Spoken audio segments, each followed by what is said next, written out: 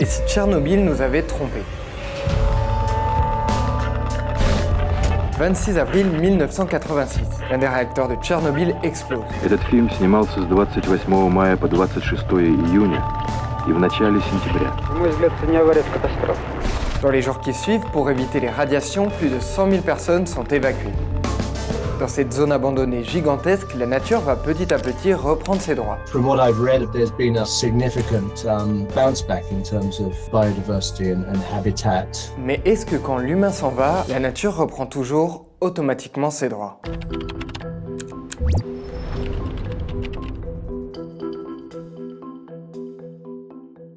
Aujourd'hui, quand une société se développe dans une zone, en général, elle construit des logements et d'autres bâtiments et les relie en traçant des routes.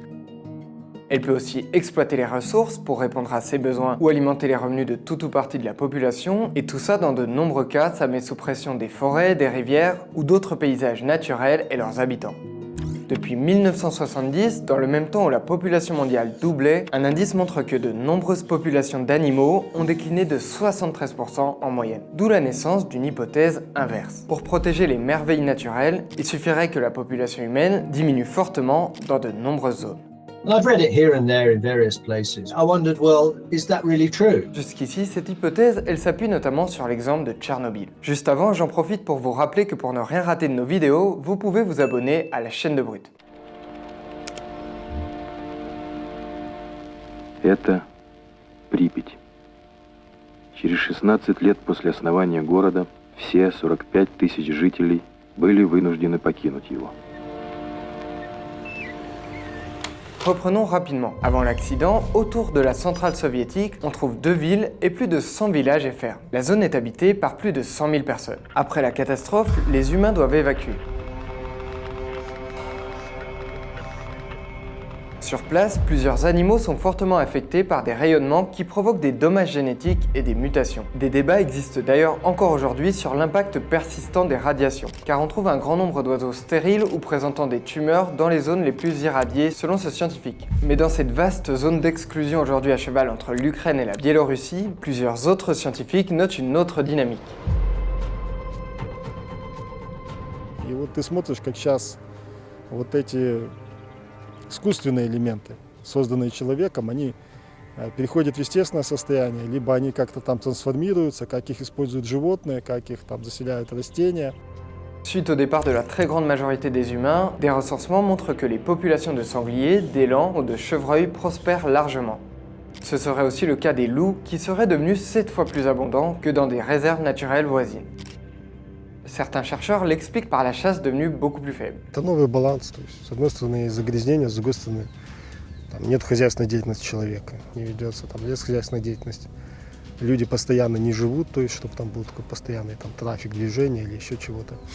И это, скажем так, баланс сдвинул в сторону позитив. On trouve aussi dans ces espaces abandonnés des lynx, des ours, des bisons et de nombreux autres animaux. Selon le Programme des Nations Unies pour l'environnement, cette zone d'exclusion serait donc un exemple fascinant de la capacité de la nature à se régénérer après une dégradation. Appelons donc ça l'hypothèse Tchernobyl. It's an assumption that a lot of people hold. When people say, oh, depopulation surely will help to promote habitat and biodiversity recovery, look at Chernobyl. Mais est-ce que cette dynamique après un abandon est vraiment automatique et universelle? Peter Mattenley est géographe et il s'intéresse plus particulièrement aux sociétés qui traversent d'importants changements. Pour vérifier cette hypothèse sur les zones délaissées par les humains, il va mener une enquête de grande ampleur avec une large équipe internationale. Et vous allez voir, on était loin d'imaginer ce qu'ils allaient découvrir. Quand l'humain commence à disparaître d'un territoire, c'est vrai que nous chez Brut, on avait plutôt ça en tête. Des bâtiments qui tombent en ruine, qui sont petit à petit envahis par la végétation et qui finissent par devenir un royaume pour de plus en plus d'animaux ou de plantes. Cette vision du retour en force de la nature, elle a pu être renforcée par ce type d'image. I remember during the COVID-19 pandemic, we did see foxes and other creatures became a little bit braver, I suppose, and came out Pour Peter Mattenley et les autres scientifiques, cette question a un vrai intérêt, car plusieurs pays devraient et doivent déjà y faire face. We know that within 25-30 years, there will be about 80 to 90 countries that are experiencing continuous depopulation. Most of those in Asia, North and Southeast Asia, as well as Europe. But also, it might be surprising to learn this for a lot of people, I think, but also countries in the Caribbean and Latin America, for example. En fait, un tournant démographique est en train de se produire dans plusieurs pays. Selon des projections de l'ONU, d'ici 2100, c'est la population humaine mondiale dans son ensemble qui pourrait connaître une diminution. Pour tester ce que le départ des humains implique dans certaines régions, les scientifiques cherchent alors un terrain d'observation idéal. We wanted to test that, which I've read in lots and lots of different places. On a country-by-country basis, there are only a handful of countries right now that have experienced or are experiencing sustained long-term continuous depopulation. And Japan and Korea, now China as well, some countries in Europe. Et vous allez voir, ils finissent par trouver un exemple parfait à 8000 km de Tchernobyl. Des serres désaffectées, un commerce fermé, un bâtiment en train de s'effondrer. Nous voici au Japon. On ne le savait pas du tout, mais ce type d'infrastructures délaissées sont courantes dans certains endroits. 若い人がいませんので、結局破綻してしまって勤めるところがないんでね、大きい企業があればいいんですけど、そういうことで若い人がどんどん市街から流出されまして出ていってますんで。Some areas, in even urban areas, are becoming more or less abandoned, or the density of people is reducing such that more than 50% of the housing units are empty, and so on. Les maisons abandonnées ont d'ailleurs un nom, les Akiya. En fait, depuis quelques années, le Japon connaît une baisse de sa population nationale. Certaines zones particulièrement touchées intéressent alors les chercheurs. These are areas which are predominantly agricultural. These are the areas that are kind of between densely inhabited urban districts and the mountainous forested areas of Japan. So agricultural regions where there are also small towns, villages. En fait, dans plusieurs de ces espaces, on repère un vieillissement de la population, le départ de nombreux jeunes et l'abandon de terres ou d'infrastructures. Dans la préfecture de Niigata, par exemple, on trouve des écoles inutilisées depuis plusieurs années et des rizières sont laissées à l'abandon et asséchées. 残念ながら日本も人口減少が進んでますし、今日本の統計では2060年には The death rate exceeds the birth rate. And as people migrate out of rural areas into cities for all sorts of different reasons, mainly for economic reasons and to find jobs, but also to go to university. And then people may remain in those areas after they graduate from university and get jobs and find partners. Alors que deviennent ces espaces que les humains désertent de plus en plus? Pour y répondre, l'équipe de scientifiques se base sur des données biologiques provenant du programme japonais Monitoring Southern. Ce programme, piloté par le ministère de l'Environnement, analyse notamment les populations d'oiseaux, les papillons, les lucioles, les grenouilles et 2922 plantes locales et introduites sur 158 sites à travers l'archipel. There are very few countries in the world that have this kind of data. The data is collected by citizen scientists. Quite a large number of people contributed the data which we used. Pour obtenir une réponse fiable, les données retenues couvrent de longues périodes, 5 à 17 ans selon les cas. Et ce qu'ils découvrent est a priori très étonnant. Prenons cette petite grenouille qui n'existe qu'au Japon. Dans ces zones où la population humaine diminue, eh bien les scientifiques repèrent qu'il y a également de moins en moins de grenouilles. Pour les papillons, c'est la même chose, leur abondance diminue et le nombre d'espèces également. Et ces baisses se retrouvent aussi pour les oiseaux. En résumé, ils n'observent pas du tout un grand retour de la nature. C'est même l'inverse et les résultats vont à l'encontre de l'hypothèse Tchernobyl. So Chernobyl is quite exceptional. I suppose the norm in terms of depopulation processes occurring globally is what's happening in Japan.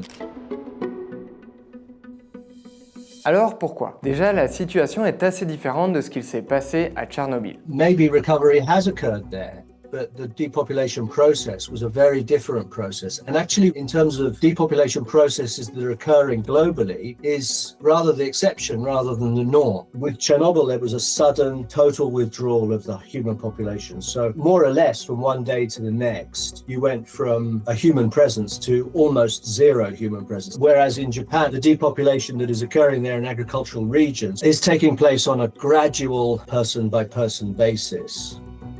the farmer might stop farming because he becomes too old, and then he eventually dies and the farm becomes abandoned because the family, the inheritors, don't live there again, and the land surrounding that farm may continue to be farmed. The process is happening very slowly and in a very piecemeal fashion. Au Japon, les scientifiques trouvent d'autres facteurs qui peuvent expliquer l'absence de retour de la nature. Déjà, ce n'est pas parce qu'une zone connaît un déclin de population et des abandons de bâtiments qu'il n'y a plus du tout d'impact humain. Dans certains cas, les scientifiques repèrent que les terrains laissés vacants deviennent des zones d'urbanisation informelle, des lotissements ou des routes qui découpent encore davantage les paysages naturels. En 2024, alors même que le Japon perd des habitants, plus de 790 000 logements ont été construits. Cette évolution apparemment paradoxale s'explique en partie par le fait que la population ne vit plus aux mêmes endroits et que la composition des ménages évolue. The population is going down by more than 500,000 per year now, and yet the number of housing units continues to increase, and the area covered by urban features such as car parks, roads, transportation, shopping malls, again, that land being converted from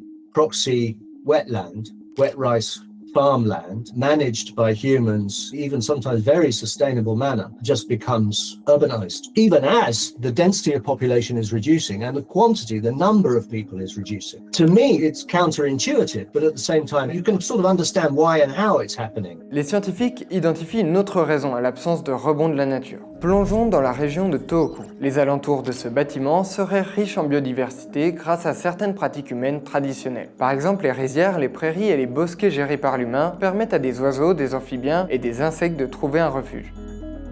Human farmers are a key species in these regions because their maintenance of the traditional agricultural system of wet rice farming actually provides habitat and stability and sustainability for a large number of species. A l'inverse, quand ces territoires sont abandonnés et que ces pratiques présentes depuis des siècles s'arrêtent, eh bien ces écosystèmes peuvent se transformer en friches ou en monoculture par exemple. That land becomes choked and it dries out. The species that relied upon the annual disturbances that take place in rice farming, such as the flooding of fields, the drying out of fields, the planting of rice for hundreds, if not thousands of years, that is disturbed. It might be that that land is changed completely to another type of agriculture. Also, the use of insecticides and other synthetic chemicals reduces biodiversity. So what you get in some of these areas is actually an ecological desert.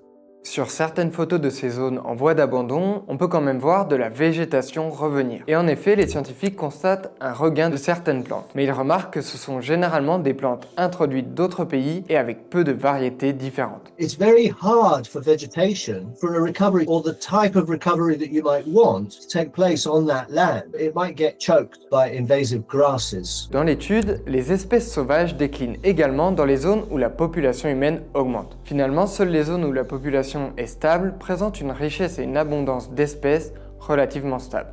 Plus largement, les types de modèles économiques ou de modes de vie peuvent avoir des impacts plus ou moins importants sur les écosystèmes. Les résultats de l'étude, par ailleurs, ils ne sont pas forcément valables partout. Et là, on ne parle pas des modèles d'aires protégées où l'on cherche à limiter précisément ce qui affecte la biodiversité. Je vous parlais de certains modèles dans cette vidéo. Selon les scientifiques, les résultats peuvent justement aider à anticiper et à prévoir des modes de gestion appropriés pour certaines zones où la population diminue. We are a keystone species in these regions. We tend to think of humans as being apart from nature. But if we start to think of humans as another species, an important species, a very influential species, we start to rethink how we interact with the environment, how we impact on the environment, how the environment impacts on us. In many of these areas, most of these areas, you won't get a spontaneous rewilding going on because of the processes that I outlined to you. It needs to be managed and it needs to be a government policy. We need active human management of these areas for the purposes of achieving natural succession. J'espère que cet épisode sur les zones où l'humain disparaît vous aura intéressé. Vous pouvez bien sûr liker la vidéo, ça fait toujours plaisir. Là on s'est concentré sur ces travaux, mais bien sûr ça pose plein de questions qu'on pourrait traiter dans d'autres vidéos si ça vous dit. Un grand merci à Azilis qui a coécrit cette vidéo et à toutes les personnes de Brut bien sûr qui ont travaillé dessus. Et nous on se retrouve très vite.